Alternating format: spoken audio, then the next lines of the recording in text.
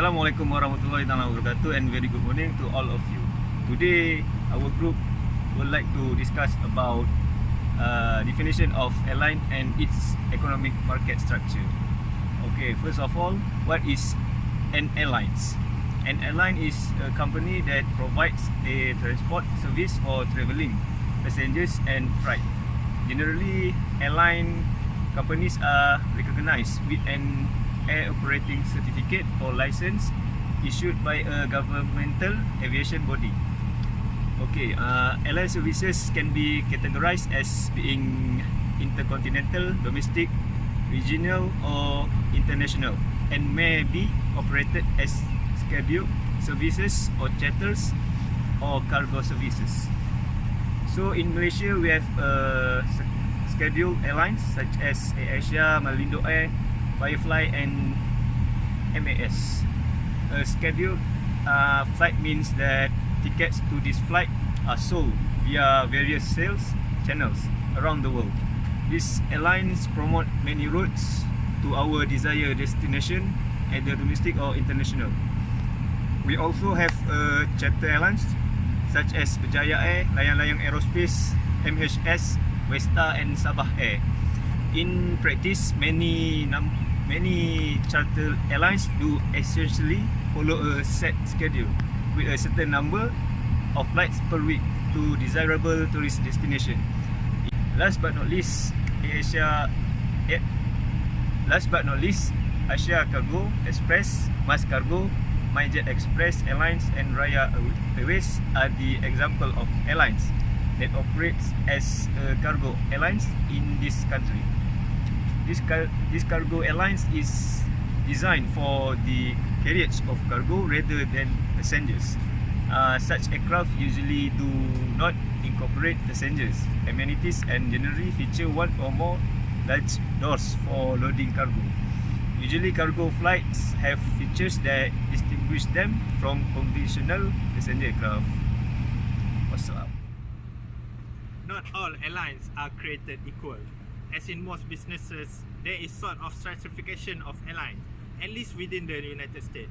US airlines are either publicly or privately owned.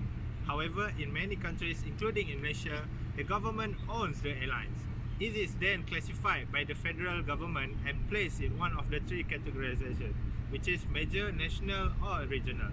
If you have flown before, it may be easier for you to tell the differences between the three categories.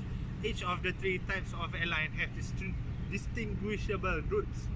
Typically, the larger airline often more destination and longer routes. Let's take the closer look of the airline categories. Major airline, these are the heavyweight of the airline industry, and you will often hear about them in the news.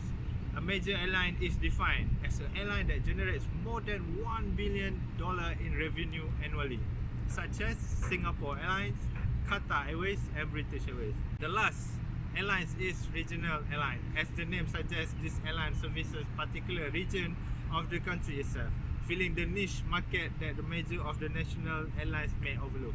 This is the faster growing segment of the airline industry.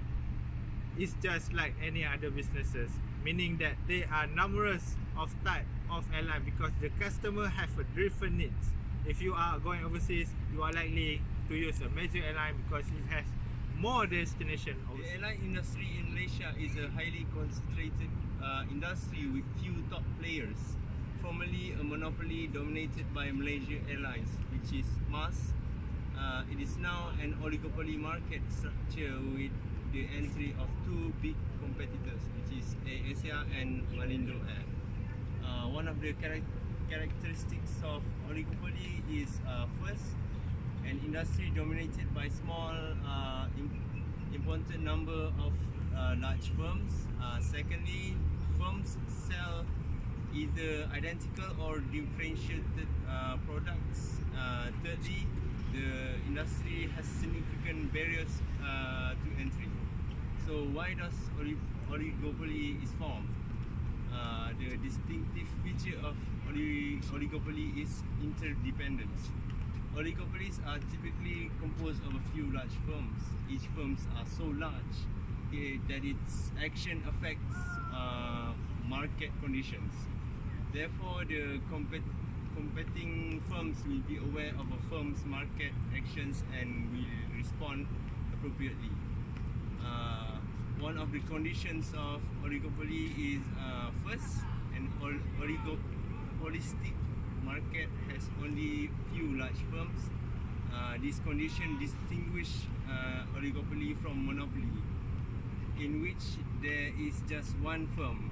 Second, an oligopolistic market has high barriers to entry.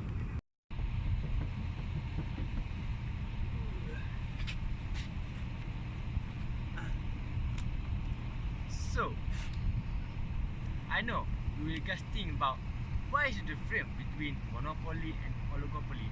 It's almost the same. It's almost, but it's different. Okay. Let's we look about the price. Monopoly. Once a monopoly is established, a lack of competition can lead the seller to charge consumer high price. A monopoly also reduces available choice for consumers. The monopoly becomes pure when there is absolutely no other substitute available in the market. Oligopoly. Price in this market are moderate because of the presence of the competition. When one firm set a price, the others will do the same to remain competitive.